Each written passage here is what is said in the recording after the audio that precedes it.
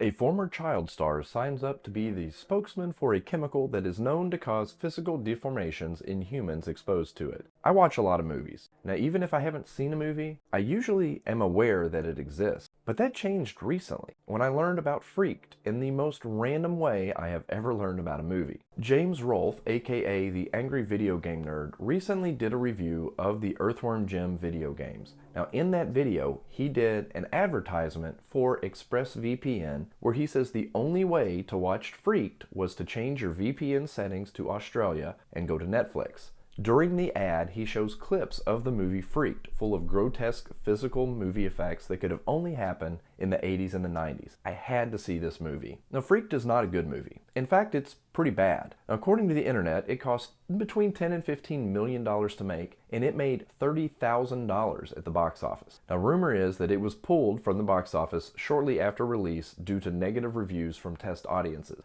And this may explain why I had never heard of it until now. The plot is stupid. A toxic chemical is released by an evil corporation who sells everything except shoes and is being used by a sideshow barker / mad scientist to turn regular people into disfigured mutants. The jokes never stop. It's hard to process everything that's happening and everything that's thrown at the audience. The amount of jokes in this can only be compared to something like Airplane or The Naked Gun. But more jokes fall flat than actually hit, and somehow that just adds to the weird charm of this movie. A couple of my favorite gags include Mr. T's origin story, the scene with the loud mutant machine and the styrofoam cup, and of course the scene with all of the milkmen. Everything about Freaked just screams early 1990s. The opening credits are a trip full of weird animations that are way too busy, and it reminds me of the menu screen from the first video game subscription service, Sega Channel. The characters are all over the top and very one-dimensional, and kind of remind me of a character that you may see in an episode of Are You Afraid of the Dark? The plot is meaningless. The reason to watch this is for the nostalgia trip back to the early 1990s, and to see the way too good for a movie this bad, special effects and monster makeup, and to soak in the unbelievable amount of well-known actors and actresses who make an appearance throughout, including Mr. T as a bearded lady, Randy Quaid as a mad scientist, and Bobcat Goldthwait as a sock puppet. There is no way a movie like this could be made today. There are way too many jokes that just don't work in the 2020s. The plot is paper thin, and many of the jokes fall mostly flat. This is a movie that could only work in the time it was made, and even though it flopped big time back then, I think it's finally starting to gain legs and earn a cult status.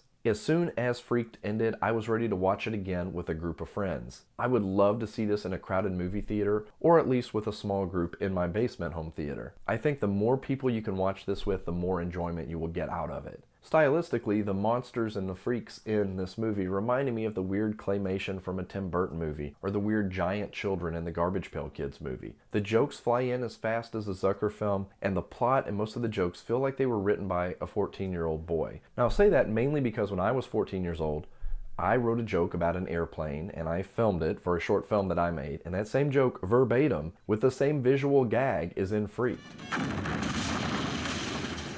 Sure glad that wasn't our plane.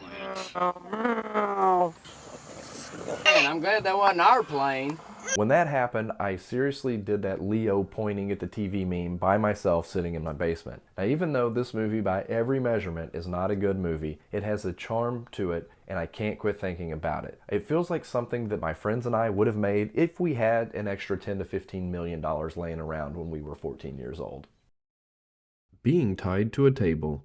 Cousin Eddie hanging out with Blossom's brother. Giant eyeballs. Giant noses. Mr. T in a pink shirt. Sock puppets.